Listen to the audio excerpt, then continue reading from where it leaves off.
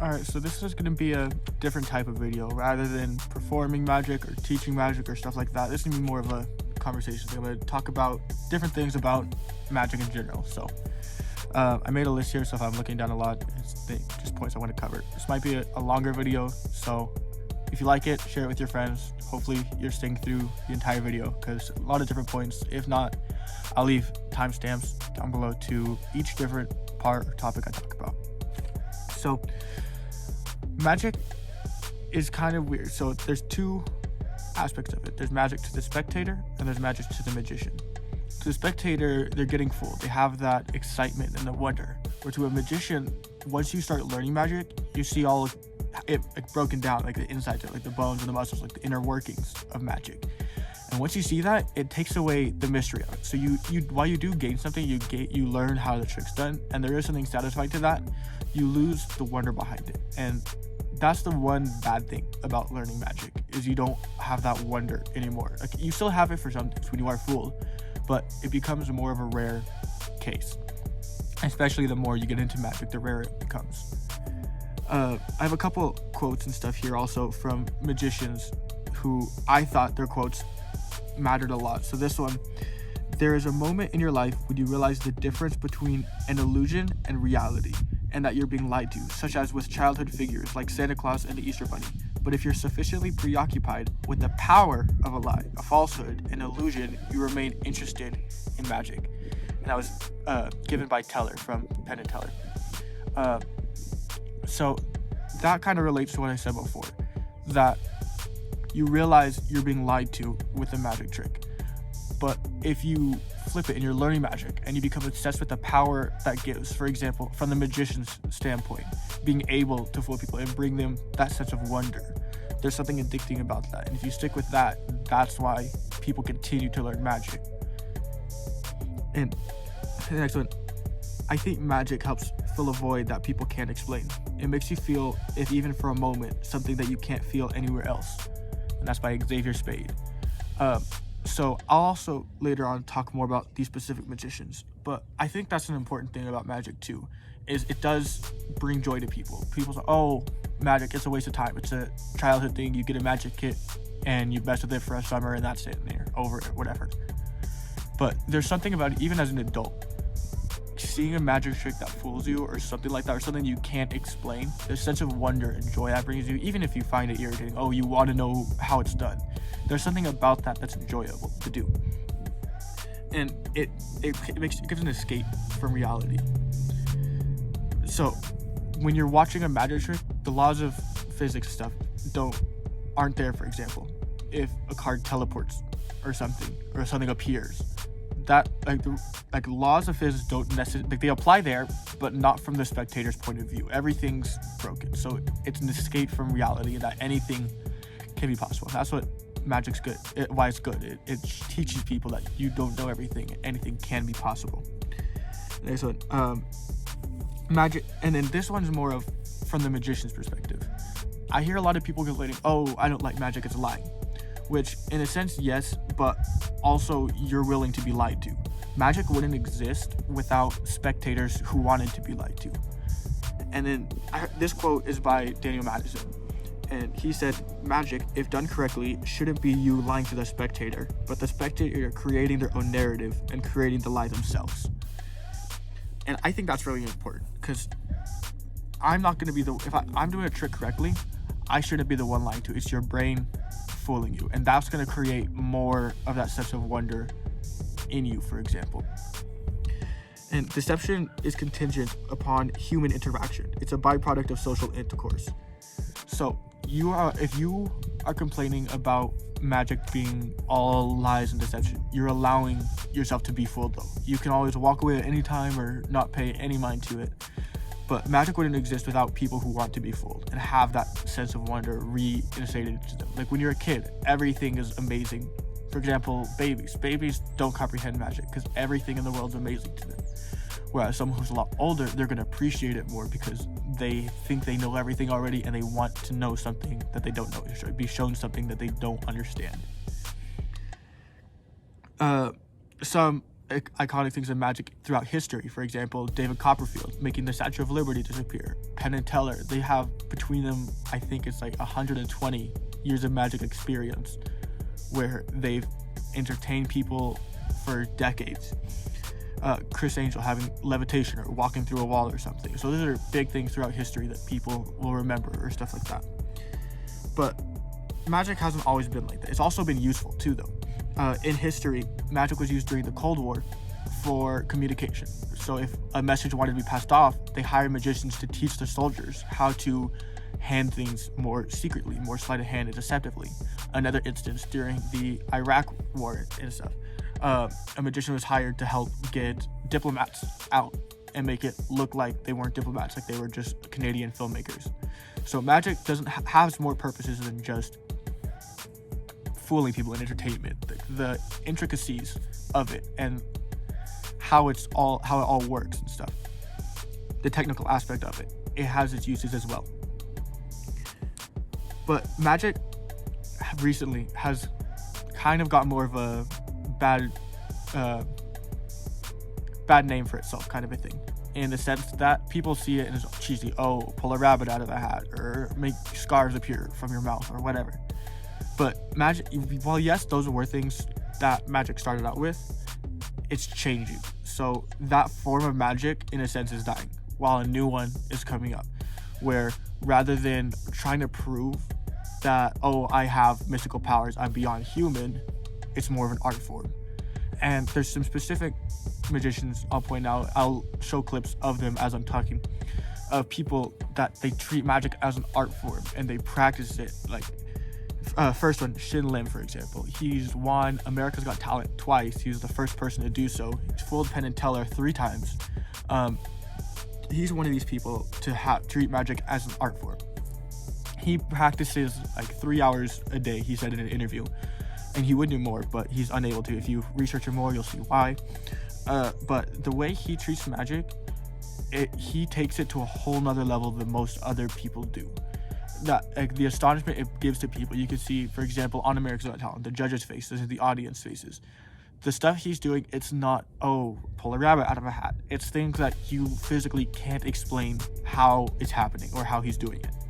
Like, it's as if he has supernatural powers, even though he never claims that. The way he performs, he doesn't talk through it.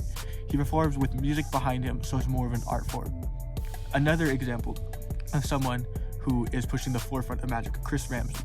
Chris Ramsey is probably one of the biggest magicians currently on social media. He has over 4 million subscribers on YouTube, a couple 100,000 followers on Instagram, and he does more of consulting and teaching. So he's not going to perform like Shin Lim would. He does it more interaction, one-on-one with the spectator. And the stuff he does, I think it's really powerful to the person. They're going to remember that moment. They can describe what happened in the trick to their friends, but they can't describe the feeling they got when they were fooled in that moment, because that's something only they can feel. Another example, Jeremy Griffith. Jeremy Griffith is a bigger one on Instagram, performing tricks. He spent 20 years of his life dedicated to magic and perfecting sleight of hand techniques and performing them. He goes to magic conventions and teaches other people, and also does more consulting and type things. But the dedication he has, while he doesn't use magic gimmicks like other people would. He's okay if they use them, but he personally doesn't use them. He prefers more sleight of hand, skill, and dexterity with his fingers, as shown in these videos and clips. And I think there's something good about that. While there are some people who use gimmicks, others prefer only sleight of hand or a mix. I don't think any way is wrong. All are good in their own aspect. Just don't force one method on everyone else. Do what you do and appreciate the wonder of all the others, which I think he does that very well. Another one is Xavier Spade, and he's what's called in magic a move monkey. He wants to learn the hardest sleight of hand possible and perfect it. And he does more consulting. He teaches stuff online also as well. But the dedication he has to magic and perfecting things before he performs them is very admirable. And the fact that he spends that time to make sure a trick is perfect and that he can do it perfectly before he even shows it to other people. And his knowledge too and love of magic. And another one of probably my favorite one is Daniel Madison. And Daniel Madison's a unique one because for a while, not much was known about him. Most people don't know about him now. He's bigger over in England. He's one of the biggest magicians there. But the dedication he spent his entire life doing magic. And he's talked about why magic has saved his life. So have multiple of these magicians. And it sounds kind of cheesy, but hearing it from them and hearing their stories, you understand why. He talked about different things like that and the dedication he's put into magic. And he's starting to share more of that now as he's getting older. And before, his persona was shrouded in mystery. He didn't talk much. All his photos or videos or whatever were sporadic and like always in black and white. Where now he's becoming more frequent with that and showing more of an eccentric side to him, and being more energetic and goofy in his videos for the watcher to enjoy more.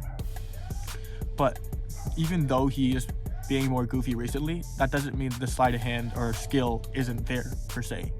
And he even shows from the magician's point of view or from the spectator's point of view what the magic trick will be. And just the dedication and creativity he has is very admirable as well.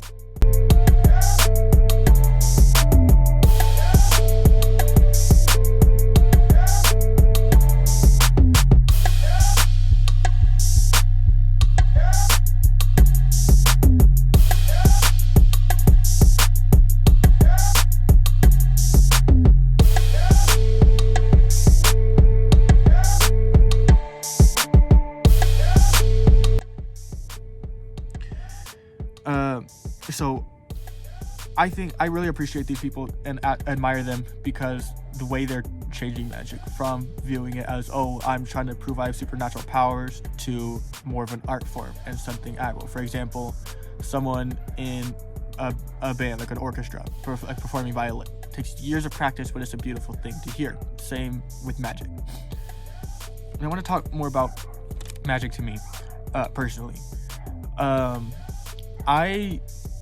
My first magic trick I ever saw was 7th grade, and my uncle showed it to me. He showed me 3 magic tricks, and afterwards he taught me how to do all 3 of them. But at the time I was homeschooled, so I didn't really have anyone to show him to, so I kind of forgot about him. Freshman year of high school, someone asked if I knew, so I did 1 magic trick and then kind of forgot about it again. About a little less than halfway through my sophomore year of high school, someone behind me had a deck of cards, and they asked if I wanted to see a magic trick, and I said sure. So they showed me one, and I thought it was really cool, and I told them, hey, I know 1. I only remembered 1 of the 3 I was taught. So I showed him the 1, and he asked if I knew any more because he really enjoyed it, and I said no, but I'll learn more. So I went home that night, learned 3 new magic tricks, got a deck of cards from a dollar store or something, learned some more magic tricks. And I just kept doing that. Every night I go home and I tried to learn 1 magic trick a night. Sometimes it didn't work, sometimes they took more practice. But when I started, I was really eager to learn. So I kept doing that, and I just kind of stuck with it ever since. I think I stuck with it for a couple reasons. Sophomore year, I enjoyed it because of the reactions other people had to it.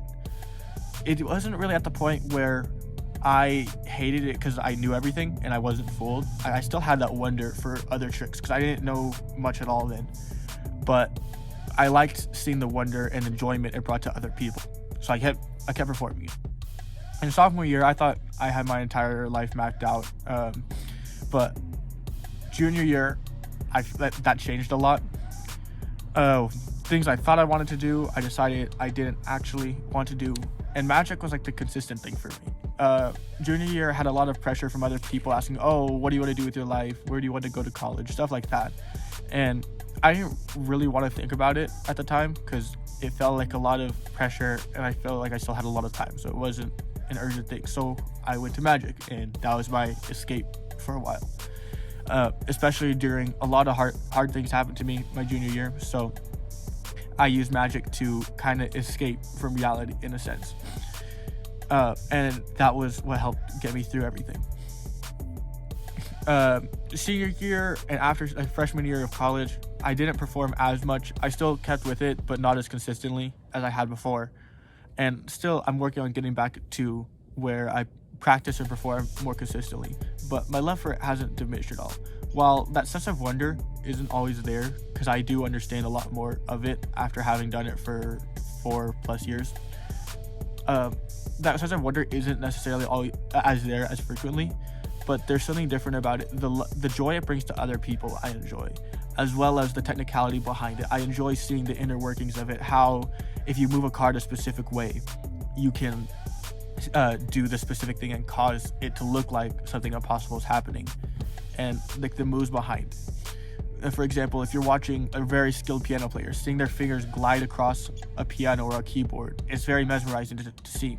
That's what it's like for me watching over a magician's shoulder how a method is done and stuff like that. So I hope I also know that through these 4 years I've progressed a lot through magic. I'll put some examples up as I'm talking. Going from simple tricks where you had to set up an entire deck of cards or whatever, or memorize something. And so I always walked around with like 5 decks of cards in my pockets. Each one was set up with a different trick. So I could only do like a certain number of tricks, and if someone said do it again, I couldn't really do too much. But that's how I walked around, just my pockets full of different cards or coins or stuff like that I was doing. As I progressed more through magic, I practiced more sleight of hand techniques because I thought those were cool, and eventually that's how I'd get really good at magic, was all this hard sleight of hand stuff. So I started practicing those, and I got some really cool ones that took a lot of work, which I enjoy that, because seeing the progression of a trick that you might not get it at first, but after a month or two of practice, the progression of it, even though it's a difficult trick, seeing how you're able to do it eventually with time. And then eventually, probably around senior year, I started figuring out sleight of hand doesn't really always work well in a one-on-one situation. Sometimes it does, but not always. It depends on the situation. But if watching professional magicians such as David Blaine, they wouldn't do the hardest sleight of hand trick to do.